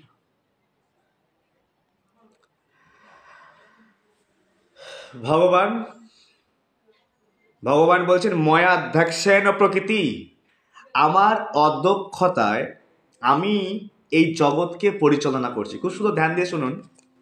আমি এই জগৎকে পরিচালনা করছি, আর এই জগতের যে প্রকৃতি সত্য রজ গুণ দ্বারা পরিচালিত হচ্ছে। মা দুর্গা দেবী, মায়া দেবী সত্য রজ গুণ তিনটে গুণের দ্বারা, সত্য রজ তম তিনটে গুণের দ্বারা পরিচালনা করছে। আর প্রতিটা জীব ওই সত্য রজ তম গুণের প্রভাবেই কাজ করছে। তো ভক্তরা বুঝতে পারে, কারণ ভক্তদের এই সায়েন্স জানা আছে যে চরমে গিয়ে সব কৃষ্ণ। এই জগতে যা কিছু হচ্ছে সব কৃষ্ণের ইচ্ছা হচ্ছে। কৃষ্ণের ইচ্ছা ছাড়া একটা পাতাও নড়ে না গাছের। আমি শুনেছি না আমরা, ভক্তদের সহজ সরল বিশ্বাস, যারা ভক্ত নয় আমি করেছি, সব আমার দ্বারাই হয়েছে, ইত্যাদি এক্সেট্রা এক্সেট্রা। বা খুব জোর হলে এটুকু ভাবে সব প্রকৃতি করেছে। ওরা প্রকৃতির বাইরে আর কোনো নলেজ নেই। এই জগতের মানুষ যারা বড় বড় দার্শনিক সায়েন্টিস্ট তথাকথিত যারা শিক্ষিত উচ্চশিক্ষিত, তারা বলে এই প্রকৃতি সব কিছু করছে। প্রকৃতির উপরে তাদের কোনো নলেজ নেই, আর নলেজ না থাকার কারণে তারা জানে না যে প্রকৃতি কার দ্বারায় পরিচালিত হচ্ছে। খুব সুন্দর রজনীগন্ধা ফুলের মধ্যে এই সেন্টটা কে দিচ্ছে? রজনীগন্ধা ফুল দেখলে ভাবতাম বিয়ে বাড়ি বিয়ে বাড়ি, যখনই আমরা নাকের সামনে নিতাম যে কোথাও বিয়ে বাড়ি লেগেছে। হ্যাঁ, এই ইস্কনে এসে দেখবেন কত সুন্দর সুন্দর ফুল, একই গাছে 2-3 রকম কালারের ফুল। আমি ওই মাঝে মধ্যে যখন বদ্যি পাখিগুলো দেখি, বদ্যি পাখি, তো ওদের গায়ে খালি পেইন্ট দেখি। আর মাঝে মধ্যে কৃষ্ণনগর মার্কেটে গেলে দেখি পাখিদেরকে দেখতে খুব ভালো লাগে আমার। তো কত রকমের গায়ের মধ্যে ভগবান পেইন্ট, আবার ঠোঁটটা লাল করে দিয়েছে। আমি যখন টিয়া পাখি দেখি, টিয়ার গলায় লাল, ঠোঁটটা লাল, আবার পাখার এখানে লাল। আমাদের মায়াপুরে প্রচুর টিয়া পাখি। আমি খালি ভাবি এর পেইন্টটা কে করে দিয়েছে? এই টিয়া পাখির গায়ে পেইন্ট, এই কালারটা কে করেছে? একটা পাখির গায়ে 3 রকম 4 রকম কালার, বদ্যি পাখির গায়ে, এই কালারটা কে করেছে? কি এমনি এমনি হয়ে গেল? তো যারা অল্প বুদ্ধি সম্পন্ন তারা মনে করে এমনি এমনি হয়ে গেল। মানুষ এখন বলছে ডারউইন মতবাদ, বানর থেকে এসছে মানুষ। মানুষের বুদ্ধি এটুকুই, বানর থেকে এসছে। ভাগবতম বলছে মনু থেকে এসছে মানুষ, মনু থেকে। হ্যাঁ, কিন্তু আমরা এগুলো মানি না। আমরা তো গীতা ভাগবতম পড়ি না, আমরা ডারউইন মতবাদ বলি। তাহলে আমাদের বংশ পরম্পরা কি বানরের থেকে নাকি? ভাগবতম বলছে মনু থেকে এসছি বলে আমরা মানুষ। আর চরমে আমাদেরও কারণ হচ্ছে ভগবান। এই যে আমাদের দেখি অনেকে লিখে পাঠাচ্ছে আলিম্মান গোত্র, কশ্যপ গোত্র, এভাবে পাঠাচ্ছে। আমি ভাবছিলাম এই যে এই সমস্ত বিভিন্ন রকম গোত্র, কশ্যপ মুনি, আমি পড়ছিলাম বলি মহারাজের কথা। কশ্যপ মুনি বাড়ি এসছে, মা অদিতি বড় দুঃখিত হয়ে আছে, ইন্দ্রকে স্বর্গ ছেড়ে পালাতে হয়েছে, তাই হয় বলছি কশ্যপ গোত্র পড়ছিলাম। তো এই কশ্যপ মুনি কে? ব্রহ্মার পুত্র। হ্যাঁ, ব্রহ্মা কোত্থেকে এসছে? ভগবান থেকে এসছে। তাহলে আমরা কোথা থেকে যাবো? চরমে সবকিছুর কারণ হচ্ছে আমরা। চরমে আমাদের সবকিছু কারণ হচ্ছে ভগবান শ্রীকৃষ্ণ, কিন্তু আমাদের এই জ্ঞানটুকু নেই, কারণ আমরা শাস্ত্র জানি না। আমরা সেই মুনি ঋষিদের পরম্পরায়, এই যে আলিম্মান গোত্র লিখে পাঠাচ্ছে, কাশ্যপ গোত্র, ভরদ্বাজ গোত্র একজনে পাঠিয়েছিল আগের দিন দেখছি। ভরদ্বাজ একটা মুনি ঋষি, সেই পরম্পরা থেকে একটা গোত্র বেরিয়ে এসছে। হ্যাঁ, আমরা গীতা পড়ি না তো মুনি ঋষিদের বংশ পরিচয় দিয়ে লাভটা কি? আর ম্লেচ্ছ হয়ে যাচ্ছি, জবন হয়ে যাচ্ছি। ওদের কোনো পরম্পরা নেই কিছু। পরম্পরা ঠিক রাখতে হলে সংস্কার ঠিক রাখতে হবে আমাদের। একটু পড়বো, একটু জানবো। এই জন্য যে এখানে ভগবান বলছে অহংকার ও বিমূঢ় আত্মা। এই অহংকারী ব্যক্তি, হ্যাঁ, দেহ আত্মা বুদ্ধি সম্পন্ন। দেহ আত্মা মানে যে নিজের দেহকেই সর্বস্ব বলে মনে করে, যে আত্মার খোঁজ জানে না, যে আত্মার খবর রাখে না, দেহটাই সব। হ্যাঁ, এই দেহ আত্মা সম্পন্ন বুদ্ধি ব্যক্তিরা, হ্যাঁ, বিমূঢ় আত্মা, মূঢ় নয়, বলছে বিশেষ রূপে মূঢ়। প্রভুপাদ এক জায়গায় লিখছে এই মূঢ় ব্যক্তি সম্বন্ধে, বলছে 100 বোকা সমান একটা মূঢ় ব্যক্তি। 100 বোকাকে এক জায়গায় করে দাও, 1 মূঢ় ইকুয়াল টু 100 বোকা। আর এখানে বলছে বিশেষ রূপে মূঢ়, মানে এই যেমন তেমন মূঢ় নয়, যেমন তেমন গাধা নয়, সেই রকম গাধা যে নিজেকে কর্তা বলে মনে করছে। আর এরকম গাধারা মনে করে যে আমি না থাকলে সংসার চলবে না, আমি না থাকলে, আরে ভাই তুমি না থাকলেও চলবে সব কিছু। একটু ভালো যাচ্ছে, একটু খারাপ চলবে। অনেকে ভাবে এরকম বাড়ির মালিকরা, আমি না থাকলে তোমাদের কেউ দেখার লোক নাই, তোমাকে কেউ দেখবে না, আমি মালিক সংসারের, আমি সব। না, এই জগতে কোনো কিছু বেঁধে থাকে না, কাউর জন্য কিছু বেঁধে থাকে না। তারা কর্তা মনে করে এইভাবে পরিচালনা করছে। এই জন্য সবসময় মনে রাখতে হবে যে সব কিছুর মূল কারণ ভগবান, ভক্তরা এটা জানে। কিন্তু যদি আমরা অহংকারী বিমূঢ় আত্মা হয়ে যাই, তখন নিজেকে কর্তা বলে মনে করব। আচ্ছা, আর একটা প্রশ্ন ধরে আমি ছেড়ে দেবো, সময় হয়ে গেছে। মানুষ কেন পাপ কাজ করে? অনিচ্ছা সত্ত্বেও মানুষ কেন পাপ কার্যে লিপ্ত হয়? হাত তুলবেন। সরণীদের মা এবার হাত তুলুন। সরণীদের মা বলুন। হরে কৃষ্ণ, প্রণাম প্রভু। প্রণাম। মানুষ অনিচ্ছা সত্ত্বেও, শোনা যাচ্ছে প্রভু? হ্যাঁ হ্যাঁ, শুনতে পাচ্ছি, বলুন। শোনা যাচ্ছে? হ্যাঁ হ্যাঁ। আচ্ছা, মানুষ কেন অনিচ্ছা সত্ত্বেও পাপ কাজ করছে, এই কথা হচ্ছে গীতাতে অর্জুন ভগবান শ্রীকৃষ্ণকে জিজ্ঞাসা করলেন যে প্রভু বলুন কেন। তখন ভগবান শ্রীকৃষ্ণ বললেন যে অর্জুন, মানুষ রজগুণের প্রভাবে এই পাপ কাজে লিপ্ত হচ্ছে। আর যেহেতু ভগবান পরমেশ্বর ভগবান তার নিত্য বর্ধনশীল চিত্তানন্দের বিলাসের জন্য অসংখ্য রূপ বিস্তার করেছেন, আর সেই জীবগুলো হচ্ছে সেই রূপের একটা অবিচ্ছেদ্য অংশ। সুতরাং তাদের সেই চিদানন্দ বিলাসের জন্য একটা স্বাভাবিকভাবে তাদের আংশিক কি স্বাধীনতা দেওয়া হয়েছে, আর সেই স্বাধীনতাটাকে মানুষ কি করছে, অপব্যবহার করছে। যার ফলে মানে ইন্দ্রিয় তৃপ্তির সাধনার জন্য, পরিতৃপ্তির জন্য সে কি করছে, তখন বিভিন্ন পাপ কাজে লিপ্ত হচ্ছে। আর এই পাপ কাজে যখন লিপ্ত হচ্ছে, আমাদের হৃদয়ে কামের উপস্থিত হচ্ছে, আর এই কাম তখন আমাদেরকে কি করছে, বিপথগামী করে তুলছে। এই কামের প্রভাবে আমরা তখন লোভ মায়া মোহ দ্বারা মানে আক্রান্ত হয়ে যাচ্ছি। আর এই লোভ মায়া মোহ দ্বারা যখন আমাদেরকে গ্রাস করছে, তখন আমাদের কি হচ্ছে, এই শত্রুগুলোর দ্বারা আমরা ভগবানের ভক্তি পথ থেকে নিজেদেরকে দূরে সরাচ্ছি। তাহলে আমাদের তখন কি করণীয়, যে এই কাম নামে শত্রুকে আমাদের হৃদয় থেকে বিনাশ করতে হবে। আমাদের চিহ্নিত করতে হবে যে এই শত্রুকে কোথা থেকে আসছে। আর এই চিহ্নিতকরণগুলি করতে গেলে আমাদের প্রচুর পরিমাণে আমাদের গীতা ভাগবতের সান্নিধ্যে আসতে হবে। তাহলে আমরা যত রঠন পঠন চিন্তন মনন করব, এই সংস্পর্শে আসলে আমাদের প্রকৃত শত্রুকে আমরা চিহ্নিত করতে পারবো। আর এর ফলে আমরা এই অনিচ্ছা সত্ত্বেও যে পাপ কর্মগুলি করছি, এর থেকে বিরত থাকবো আমরা। হরে কৃষ্ণ প্রভু, প্রণাম। হরে কৃষ্ণ, খুব সুন্দর। দেবলীনা মাতাজি। হরে কৃষ্ণ প্রভু।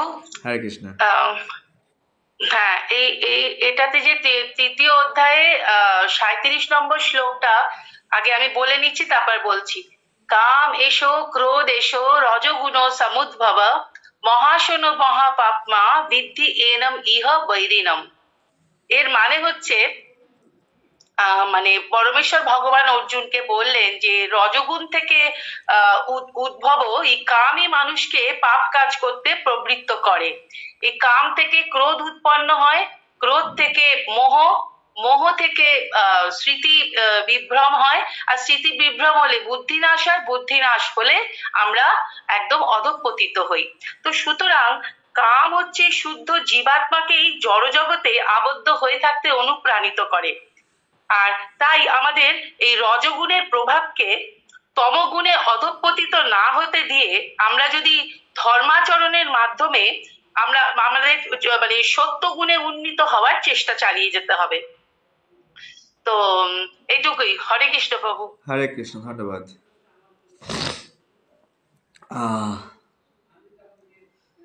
রাধা মাতাজি হাত তুলে আছে, কিছু বলবেন নাকি? হ্যাঁ, ওইটাই বলবো। কাম এসো ক্রোধ এসো রজগুণ সমুদ্ভব মহাশন মহাপাপনা বৈরিনম। ওটা হলো যে ভগবান বলছেন যে ইহা কাম, ইহা ক্রোধ, ইহা রজগুণ উৎপন্ন, ইহা দুষ্পূরণীয় এবং অতিশয় উগ্র, ইহাকে সংসারের শত্রু বলিয়া জানিবে। কাম প্রতিহত হইলে ক্রোধের উৎপন্ন হয়। ক্রোধ আর কাম একই, সেম। তো এটা আমাদের চিন্তা করতে হবে যে কাম, ক্রোধ, লোভ, মোহ, মত, মাৎসর্য এগুলার দ্বারাই মানুষ পাপ কর্ম করে, পাপে লিপ্ত হয়। যেগুলা ত্যাগ করে কাজ করতে হবে, তাহলেই মুক্তি পাওয়া যাবে। হরে কৃষ্ণ।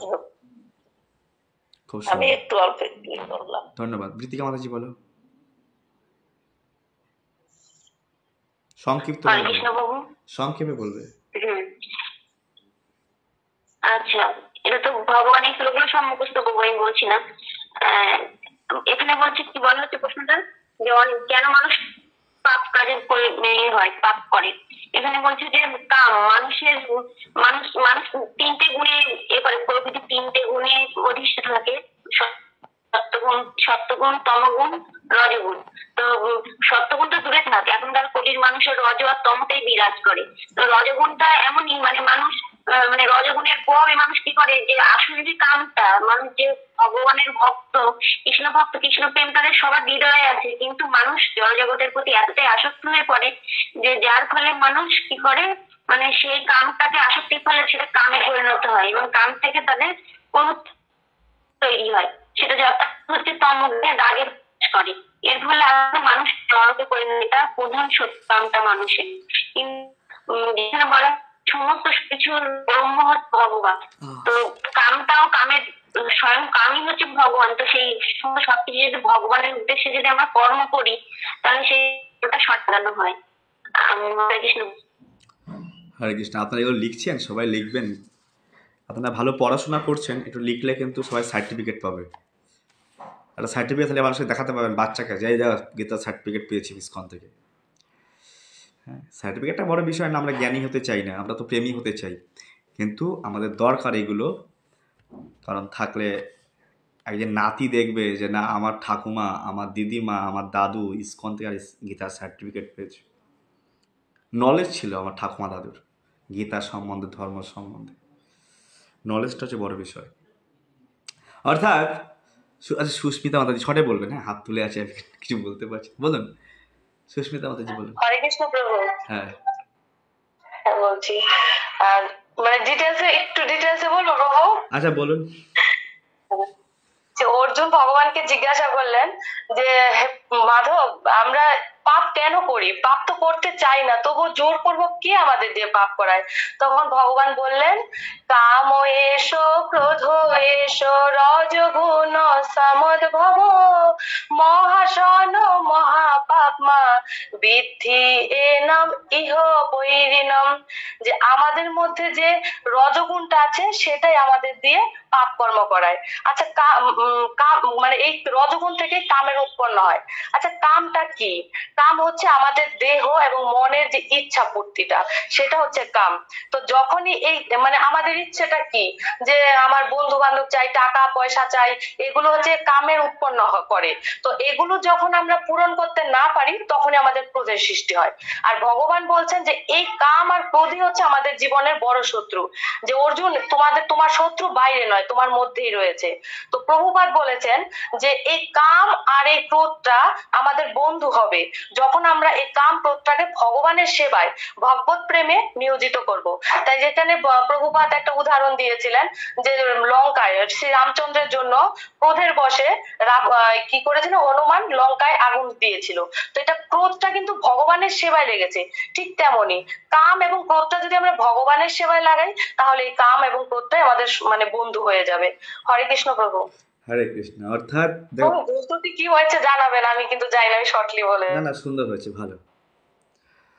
আমি তো চাই যে মানুষের দেখে দেখে তো সবাই বই দেখে বলতে, আমরা চাই যে মনের ভাবটা, যে পড়ার পরে কি উপলব্ধি হলো, উপলব্ধিটা জানতে চাই। হয়েছে, সুন্দর হয়েছে।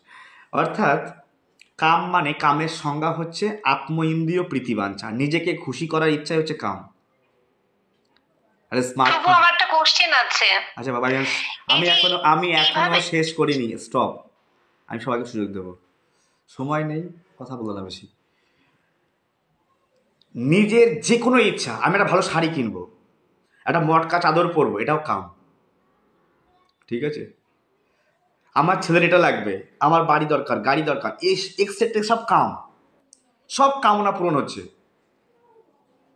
আর এই কামটা, এই যে এত ইচ্ছা তৈরি হচ্ছে নিজের মনের মধ্যে, যদি এই ইচ্ছাটা কৃষ্ণের ইচ্ছার সঙ্গে মিলিয়ে দেওয়া যায় না, বাড়ি তো করবো, আগে আমার একটা গোবিন্দের মন্দির কোথায় করা যায়, খুব সুন্দর একটা মন্দির করব। হ্যাঁ,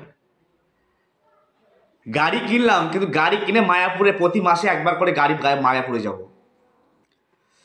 সব কিছু কৃষ্ণের সঙ্গে জুড়তে হবে। আমরা যুক্ত বৈরাগ্য, মানে আমার যা আছে গোবিন্দের সঙ্গে জুড়বো, ত্যাগ করতে হবে না। স্ত্রী আছে, স্ত্রীকে ত্যাগ করার দরকার নেই। স্বামী আছে, ত্যাগ করার দরকার নেই। স্ত্রীকে কৃষ্ণ ভক্ত বানিয়ে দাও, স্বামীকে কৃষ্ণ ভক্ত বানিয়ে দাও। সন্তানকে ত্যাগ করতে হবে না, সন্তানকে কৃষ্ণ ভক্ত বানিয়ে দাও। যুক্ত বৈরাগ্য। টাকা পয়সা আছে, ভগবানের সেবায় লাগাও। এই যেমন অনেকে এখন গীতা দান করছে। আমাদের দেবদিনা মাতাজি এর আগে অনেক গীতা দান করেছে, আবার 15টা গীতা নিলে দান করবে। টাকা যদি কিছু এক্সট্রা থাকে দান করে দাও সেবায়, ভগবান আরও দেবে। হ্যাঁ, যুক্ত বৈরাগ্য। হ্যাঁ, তো আমার যে ইচ্ছা, এটা নিজেকে খুশি করার না চেয়ে যদি আমার ইচ্ছাটা কৃষ্ণের সঙ্গে মিলিয়ে দেয়। কৃষ্ণের কি ইচ্ছা? কৃষ্ণ ইন্দ্রিয় প্রীতি ইচ্ছা ধরে প্রেম নাম। কৃষ্ণকে খুশি করার নাম প্রেম, আর নিজেকে খুশি করবার নাম হচ্ছে কাম। একদম সহজ ভাষায়, এর থেকে মনে হয় না সহজ ভাষা আছে। কাম আর প্রেমের সংজ্ঞা হচ্ছে এটা, নিজেকে আত্ম ইন্দ্রিয় প্রীতি বাঞ্ছা তারে বলে কাম। কৃষ্ণ ইন্দ্রিয় প্রীতি, কৃষ্ণের ইন্দ্রিয় কিসে খুশি হবে?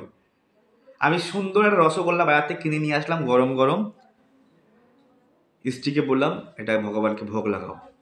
ভগবানকে ভোগ লাগানো হলো, নম ব্রাহ্মণ দেবায় গো ব্রাহ্মণ হিতে আছে, ভোগ লাগানো হলো। 5 মিনিট ওয়েট করলাম ভগবান খাওয়ার জন্য। তারপরে ওটাকে আমি, ছেলে, স্ত্রী সবাই মিলে প্রসাদ পেলাম। এটা প্রেম। কিন্তু রসগোল্লা বাড়ি এনে পর নাও সোনা মনা আমার বাচ্চার গালে, নাও স্ত্রীর গালে, এটা কাম। এইরকম যত রকম আছে। আর এইরকম কামে বাধা পেলে ক্রোধ উৎপন্ন হয়ে যায়। আমি আপনি উদাহরণ দিচ্ছি না, সময় কম। হ্যাঁ, এই কাম আর ক্রোধ বিশাল পাপ, মহা পাপ ওমা। আর এই কাম আর ক্রোধ উৎপন্ন হচ্ছে রজগুণ থেকে। 3টে গুণ আছে রজগুণ থেকে কাম উৎপন্ন হচ্ছে। ভগবান বলে তোমার বলছে তুমি এটাকে শত্রু বলে মনে করবে, এটা শত্রু, মিত্র নয়। তোমার একটার পর একটা ইচ্ছা তৈরি হচ্ছে, আর তুমি সেই ইচ্ছাকে আজকে তুমি একটা তোমার মনের ইচ্ছাকে ফুলফিল করবে, কালকে আর একটা ইচ্ছা তৈরি হবে, আর একটা ইচ্ছা তৈরি হবে। না, জপমালা নিয়ে বসেছি, জব করার সময় অনেক কিছু ইচ্ছা তৈরি হচ্ছে, না যাবো না, এখানেই বসবো, 16 রাউন্ড জব করবো, তারপরে উঠবো।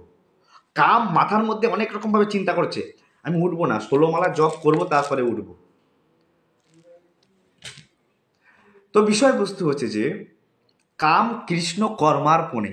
আমার যত ইচ্ছা আছে, যত কামনা আছে, সমস্ত কামনা কৃষ্ণ কর্মার্পণে সমর্পণ করতে হবে। যত রকমের ইচ্ছা কামনা বাসনা জাগছে, কৃষ্ণকে খুশি করবার প্রয়াস করতে হবে। তাহলে সেই কামটা কৃষ্ণ প্রেমে রূপান্তরিত হবে। হ্যাঁ, আর এই যে মাতাজি উদাহরণ দিল, রামচন্দ্র সেবা করেছেন হনুমান, এভাবে আমাদের ক্রোধটা ভগবানের সেবায় লাগাতে পারি। তো আজকে বেশি কিছু বলছি না। আমি নেক্সট দিন আমি শ্লোক পড়েছিলাম কিছুদিন, বা কিছু কিছু শ্লোক আগেও পড়িয়েছি, এর মধ্যে ইম্পর্টেন্ট আমি নেক্সট দিন শ্লোক ধরবো, সবার থেকে শ্লোক ধরবো, তারপরে কিছু পড়া দিয়ে দেবো। ওকে, তো আপনারা ভালো করে পড়ুন, ভালো লাগবে। কারোর কোনো জোর নেই, না পড়লেও কোনো অসুবিধা নেই। যার ইচ্ছা মনে হয় পড়বো, ভালো করে জানবেন, আসবেন ক্লাসে। এমন না যে শ্লোক না পড়লে আমি কিছুই বলবো না, বাট থাকবেন, দেখবেন, শুনবেন। শুনলেও অনেক কাজ হবে। নেক্সট ডে আমরা শ্লোক শুনবো, আর আমি তার পরের পড়াগুলো দেবো, 3-4টে শ্লোক পড়িয়ে দেবো। আপনাদের ভালো লাগছে গীতার ক্লাস করতে, নাকি অসুবিধা, বোর ফিল হচ্ছে? হে প্রভুজি, কি বক বক হ্যাঁ প্রভু, ভালো লাগছে, ভালো লাগছে। ক্লাস করিনি প্রভু, খুব কষ্ট হয়েছে তার জন্য। মন থেকে না, মুখ থেকে? মতো না, প্রভুর সামনে বলে দিই। আপনি এত সুন্দর খুবই ভালো লাগছে আপনার অমৃত কথা শুনে, ভগবানের খুবই ভালো লাগছে। ধন্যবাদ। এর থেকে আমরা অনেক কিছু জেনে যাচ্ছি। কৃষ্ণের একদম আমরা এই গীতা ব্যাখ্যাতা অপেক্ষা শ্রেষ্ঠ আর কেউ নেই পৃথিবীতে তার প্রিয়। তো গীতাটাকে এত ডিটেল ভাবে জানতে পারছি প্রভু আপনার জন্য, আপনি অবশ্যই গীতাটা পুরো কমপ্লিটই করান। আচ্ছা, আখির একটা প্রশ্ন ছিল। কৃষ্ণ প্রভু, বলছি যেটা আমরা এই গীতার 100 শ্লোকে যে প্রশ্ন জানার চেষ্টা করছি বৈজ্ঞানিক ভাবে, এবার আমরা যেটুকু ভালো মন্দ উত্তর এদিকে করতে পারবো সে তো পাঠাচ্ছি, কিন্তু আমরা তো অ্যাপ্রোপ্রিয়েটটা পারবো না। সবকিছুর পরে এটুকু আশা করতে পারি তো যে আপনার কাছ থেকে অ্যাপ্রোপ্রিয়েট উত্তরটা অন্তত আমাদের সংগ্রহে থাকবে, আমাদের জন্য, আমাদের ভবিষ্যৎ জেনারেশনের জন্য, যেটা পড়াবো, যদি বাঁচি না দেখি পরবর্তী জন্ম, যে আমরা এগুলো প্রভু থেকে পেয়েছিলাম। একদম তবু এটুকু যেন পাই। একদম এই জন্য আমরা ভালো করে শিখতে, আমরা কিন্তু অনেক কিছু জেনে যাচ্ছি। পাপ কেন করি মানুষ জানেই না, সাধারণ মানুষ। আপনি চিন্তা করেন, আপনার পাড়ার লোক জানে কেন পাপ করি আমি? কিন্তু আপনি গীতা পড়ছেন বলে জানতে পারছেন। হ্যাঁ, কি করলে মুক্তি পাবো জানতে পারেন? আমার পাড়ার লোক জানে? আপনারা একটু আশেপাশে তাকান, একটু চিন্তা করুন তো, যে আমার পাড়ার লোক কজন জানে কে মুক্তি পাবে আর কে জেল থেকে ছাড়া পাবে? কেউ জানে না। আমার পাড়ার লোক কজন জানে গীতার কত নম্বর অধ্যায়, কত নম্বর শ্লোকে এই কথাটা লেখা আছে, পাপ কেন করছি? কালকে আমরা শেখাবো কি করে এই যে কামকে কি করে ভাগানো যায়। ভগবান তার নির্দেশ দিচ্ছে। ভগবান একজন করে বলুন, সঞ্জয়বাবু বলুন, সঞ্জয়বাবু বলুন কি বলছেন? রাধা মাতাজি মাইকটা অফ করুন না, আওয়াজটা ক্লিয়ার আসছে। সঞ্জয়বাবু বলুন কি বলছেন? ও আচ্ছা আচ্ছা আচ্ছা আচ্ছা। হ্যাঁ, তো আমি যেটা বলছিলাম, তারপর নেক্সট দিন দেখবো এরকম একটা কেউ যদি আদর দিয়ে গীতাটা পড়ে না, সে অনেক কিছু শিখে যাবে। এটা আদর দিতে হবে, আদর, এই বুকে জড়িয়ে ধরে আদর দিতে হবে যে এর মতো আপনার কেউ নেই, যে আমার ভিতরের খবরগুলো এর মধ্যে লেখা আছে। আমি যখন গীতা পড়ছিলাম, তো আমি তখন একদম অল্প বয়স, মাধ্যমিকে পড়ি, তখন ক্লাস 10-এ পড়ি। আর সেই সময় প্রচুর একটা মানে উৎপটাং একটা ছেলে, আর প্রথমে গীতা এসছে, আর যখন গীতা পড়ছি ঠিক এই কথাটা তো আমার মনের মধ্যেই হয়, এটা তো আমার মনের মধ্যেই হচ্ছে, এ তো আমার ভিতরের কথা এখানে লেখা আছে। এত আনন্দ লাগে, এত আনন্দ, এই আনন্দ নিয়ে পড়তে হবে। ওই দুঃখীরাম হয়ে গীতা পড়লে হবে না। গীতা পড়ার সময় কিছুটা প্রসন্ন চিত্ত নিয়ে ক্লাসে আসতে হবে, যে পৃথিবীর সর্বশ্রেষ্ঠ সমস্ত বেদের সার ভগবান বড় কৃপা করে আমার জন্য দিয়েছে, আর বড় কৃপা করে আমি এই ক্লাস শুনতে পাচ্ছি, বড় কত সৌভাগ্য। এই সর্ববেদ ইতিহাসানাম সারম সারম সমুদ্রিতাম, সমস্ত বেদের ইম্পর্টেন্ট শ্লোক ভগবান তো ভগবান জানে, আমার সন্তান ওই ভাগবতমের বড় বড় শ্লোকও পারবে না, ওই বেদের আরো কঠিন করে পারবে না। ভগবান একদম 2 লাইনের শ্লোক বলেছে। ভগবান এত সুন্দর শ্লোক, গীতার শ্লোক 2 লাইনের শ্লোক, একদম রসগোল্লার মতো। এগুলো আমাদের জানতে হবে, খুব সুন্দর সুন্দর মিনিং। কিন্তু এই গীতার এই 700 শ্লোক আমি আজকে আপনাদেরকে বলছিলাম। বলেন। একটা জিনিস একটু বলে দেবেন, একটা জিনিস একটু বলে দিন। তো শনিবার তো গীতা জয়ন্তী হচ্ছে, তো ওই দিন যদি 700 গীতার শ্লোক যদি বাড়িতে পাঠ করি, ওটা শুধু শ্লোক বললেই হবে, বঙ্গানুবাদ না করলে হবে তো? হ্যাঁ, শ্লোক বললেও হবে, কোনো অসুবিধা নেই। শ্লোক বললেও হবে, বঙ্গানুবাদ পড়লেও ভালো, কোনো অসুবিধা নেই। অনুবাদ পড়তে পারো, কোনো অসুবিধা নেই। যার যতটুকু ক্ষমতা, কেউ 1 অধ্যায় পড়তে পারো, 2 অধ্যায়, 5 অধ্যায়, পুরোটা পড়লে আরো ভালো। দেখো, আচ্ছা আমি জানি না শনিবারে ক্লাস করাতে পারবো কি না। আমি নেক্সট শনিবারে তর্ক বিতর্কের ক্লাস আমি ভাবছি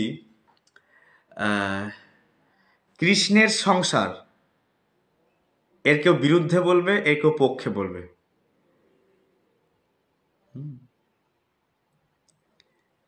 কি ভালো হলো না খারাপ হলো? কি টপিকটা ভালো লাগছে না? হ্যাঁ প্রভু, ভালো হলো। কৃষ্ণের সংসার লাগছে, কিন্তু বিরুদ্ধে বলার মতন কোনো জায়গা পাচ্ছি না প্রভু। না না, আমরা এরকম না, আমরা সবাই নাট্যমঞ্চে নাটক করতে এসেছি, ঠিক আছে? নাট্যমঞ্চে নাটক করব। যে কথাগুলো বাইরের লোকগুলো বলে, এই আমাদের ছেলে আছে, মেয়ে আছে, সংসার করতে হবে না, বলে না মানুষের, বাইরের লোক বলে না সংসার ধর্মই বড় ধর্ম এখন। বাইরে কোথায় যাবো? আচ্ছা ঠিক আছে, যে কথাগুলো প্রভু বাইরে যেতে হবে না প্রভু, বাড়িতেই আছে সবকিছু। তো ভক্তি, মহিষাসুর, রাবণ সব বাড়িতে। তো ভক্তি জগতে বাইরের কথাগুলো আপনারা উপস্থাপন করবেন, পয়েন্ট করে করে লিখে রাখবেন, ঠিক আছে?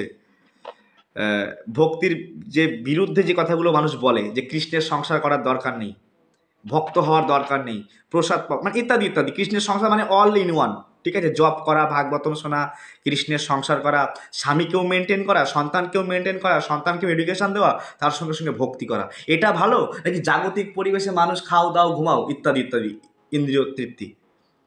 পক্ষে আর বিপক্ষে আপনারা যুক্তি দেবেন, সেটা বাড়িতে চর্চা করবেন, খাতায় নোট আউট করবেন।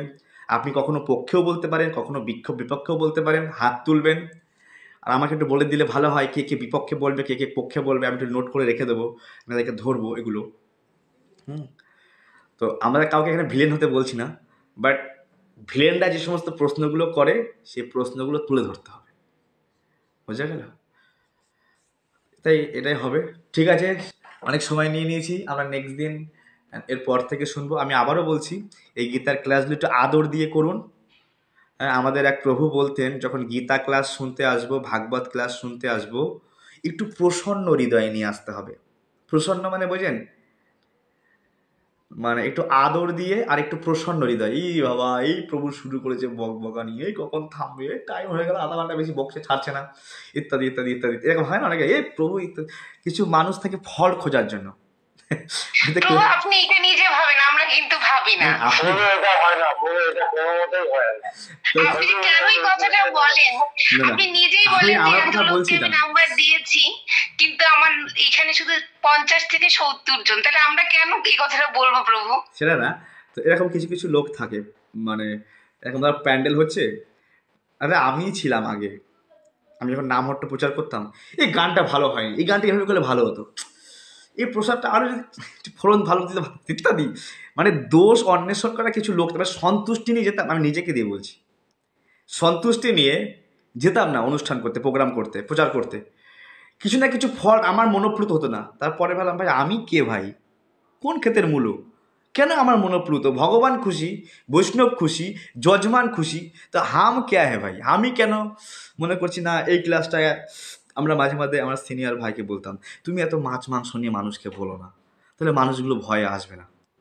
আমি একটু অসন্তুষ্ট হয়ে যেতাম। আমাদের নতুন বাড়িতে প্রোগ্রাম করতে যাচ্ছি, তো হয়তো আমাদের সেই সিনিয়র গুরু ভাই বলছে, মাছ মাংস খেলে এই হবে সেই হবে, নরকে যেতে হবে। আমি বলছি, প্রথম দিনে মানুষকে এত ভয় পাবে দিলে মানুষ আর ক্লাসে আসবে না, আপনি একটু ভালো কথা বলুন। একটু প্রথম দিনে মাছ মাংস, তো সবাই মাছ মাংস খেয়ে বড় হচ্ছে, প্রথম দিনে এত বড় ডাইরেক্ট হিট করলে হবে না, আস্তে আস্তে হিট করতে হবে। তো ইত্যাদিতে আমি আমার কথা বলছি।